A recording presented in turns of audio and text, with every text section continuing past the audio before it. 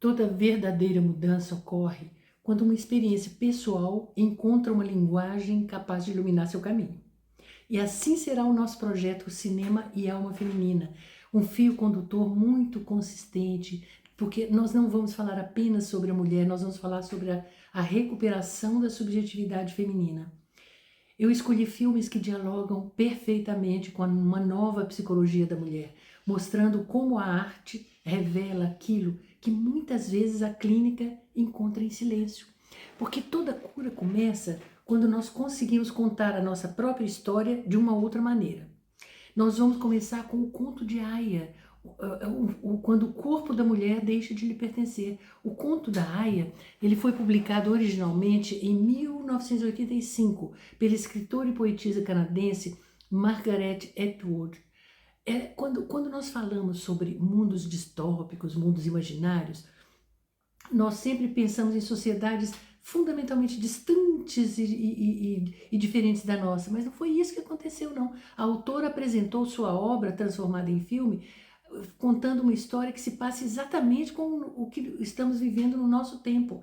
A nossa protagonista poderia ser eu, poderia ser você, apenas vivendo a vida com sua família, trabalhando no escritório normal, viajando, tirando férias, até o dia em que um grupo fundamentalista cristão dá um golpe de Estado e ela se vê sem mais nada. O seu escritório demite, sua conta bancária é congelada, sua família é sequestrada e, por último, todos os seus direitos lhe são negados.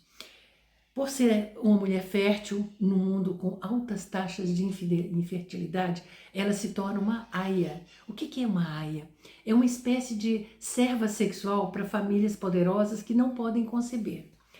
A destituição de direitos das mulheres é tão completa que nem o próprio nome ela pode manter. O nome dela agora depende do homem que irá estuprá-la todo mês nos dias férteis para engravidá-la. É isso mesmo. É disso que trata o filme. No caso de nossa protagonista, o nome dela é Offred, quer dizer, de Fred, pertence a Fred. Ela escreveu seu livro a partir de pesquisas que fez em diversos países, com precedentes reais na história da humanidade. Então, ela constatou na sua pesquisa subjugação e escravidão sexual, a remoção completa dos direitos civis das mulheres, como, por exemplo, a proibição de trabalhar, de ter propriedades, de controlar seu próprio dinheiro. Ela constatou também o controle reprodutivo, a apropriação do corpo das mulheres férteis pelo Estado e a separação dos filhos de suas famílias. Tudo isso foi inspirado em eventos reais que aconteceram no mundo, como, por exemplo, o Código de Hammurabi, onde as mulheres podiam ser entregues para pagar dívidas. Isso ocorreu também no regime nazista e o sequestro de crianças na Argentina durante a ditadura militar. Depois ela constatou também uma coisa absurda, que foram cenas chocantes de cerimônias de concepção. O que é isso? A imposição de relações sexuais com base na interpretação estrita de textos sagrados, que tem paralelos diretos na história da humanidade e em diversas práticas atuais fundamentalistas. Há obras que nos emocionam, outras nos perturbam, mas existem aquelas que permanecem conosco muito tempo depois dos créditos finais. O conto da Aya pertence a essa última categoria. À primeira vista, a série apresenta uma realidade extrema, um regime teocrático e totalitário instalado nos Estados Unidos que transforma mulheres férteis em propriedade do Estado. Seus corpos deixam de lhes pertencer, seus nomes são apagados, sua identidade desaparece para dar lugar a uma única função: reproduzir. Elas se tornam reprodutoras. Bem, é tentador acreditar que essa realidade pertence apenas ao universo da ficção, que isso é uma obra ficcional. Mas talvez a grande força dessa obra seja justamente revelar mecanismos de dominação que atravessam a história humana. Toda violência institucional, ela começa muito antes da violência física. Ela nasce quando determinados grupos passam a ser considerados menos humanos. Observe a história da humanidade. quando os direitos de algumas pessoas deixam de ser universais, quando o controle sobre seus corpos se torna aceitável em nome de uma suposta ordem moral, religiosa ou política. Muito do tratamento destinado, por exemplo, a homossexuais em Gilead, que é o nome desse país, desse lugar, tem relação com o nosso mundo atual.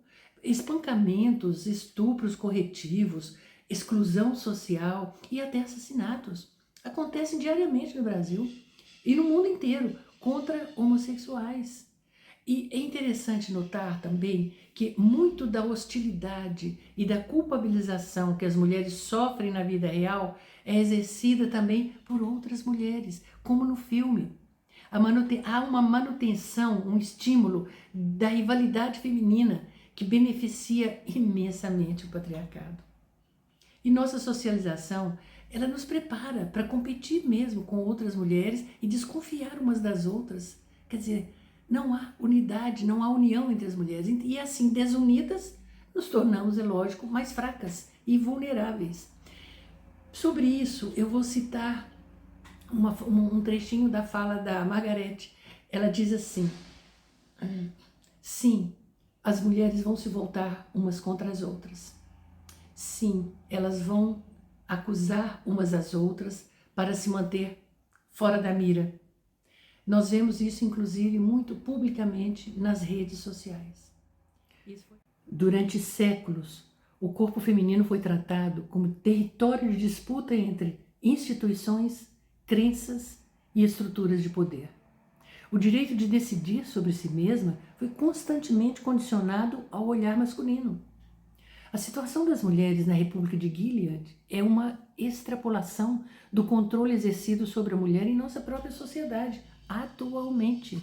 De um modo geral, a sexualidade feminina é monitorada, de um modo geral. Nós somos frequentemente reduzidas a mães, filhas ou esposas. Nossos corpos foram transformados em objetos sexuais na mídia. E mesmo no espaço público, nós somos intimidadas e constantemente confrontadas com a ameaça da violência. Uma das primeiras coisas que os novos governantes da República de Gilead fazem depois do golpe do Estado é destituir todas as mulheres de suas rendas e contas bancárias. Vejam bem a estratégia. Sem recursos, elas se tornam vulneráveis e mais facilmente subjugadas. Então, manter as mulheres fora do mercado de trabalho, restritas ao ambiente doméstico, dependentes de um provedor masculino, é e sempre foi uma forma de controlar as mulheres e mantê-las numa posição inferiorizada. Sendo dependentes financeiramente de seus parceiros, ou parentes homens, né? Muitas mulheres se tornam vulneráveis à violência, sem possibilidade de escapar. Lembrando que no Brasil, no nosso país, 70% dos estupros acontecem dentro de casa e 50,3% dos feminicídios são cometidos por familiares, ex-cônjuges, ex-namorados. Agora vamos pensar bem sobre a perspectiva da psicanálise. Esse controle absurdo, ele não produz apenas um sofrimento social. Ele deixa marcas profundas na constituição da subjetividade. O medo constante gera ansiedade. A culpa corrói a autoestima. O silêncio impede que a experiência encontre uma linguagem. E aquilo que não encontra palavras transforma-se, na maioria das vezes, em sintoma. É o corpo falando. Por isso, considero que o conto da Aya eu não considero esse conto da Aya não só sobre um regime político, não, mas ele fala muito mais sobre uma realidade psíquica, porque Gilead não existe apenas como um lugar, ela pode existir dentro de nós. Sempre que uma mulher acredita que o seu valor depende da aprovação alheia, que o seu corpo não lhe pertence, que a sua voz deve permanecer em silêncio para garantir aceitação. Bem, a verdadeira liberdade só começa quando nós recuperamos a palavra. Talvez seja essa a grande mensagem da série. Toda sociedade que pretende controlar o corpo feminino precisa antes controlar sua linguagem. Por acreditar profundamente nisso, eu escrevi o meu último livro com o título Quando a Mulher Toma a Palavra, que está sendo editado pela editora Viseu. Nesse livro eu procuro desvelar a trama linguística que invisibiliza a verdadeira natureza da mulher. Eu acredito que toda transformação começa exatamente quando uma mulher volta a nomear a própria experiência, quando ela recupera a sua história e se reconhece finalmente como sujeito de sua própria linguagem, de sua existência.